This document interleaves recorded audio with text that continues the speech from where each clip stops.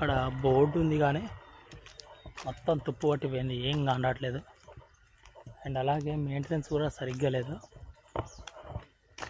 So ఏదేమైనా కొంచెం maintain చేయాల్సిందే. ఇది స్తూపం చాలా హైట్ ఉంది, చాలా బాగుంది కూడా.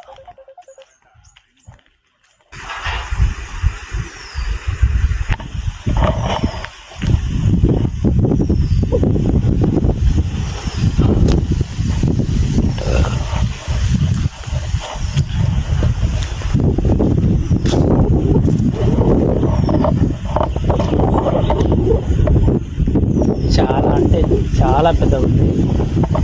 యాక్చువల్గా మీకు ఈ స్తూపం గురించి మీరు తెలుసుకోవాలి, ఎందుకంటే ఇది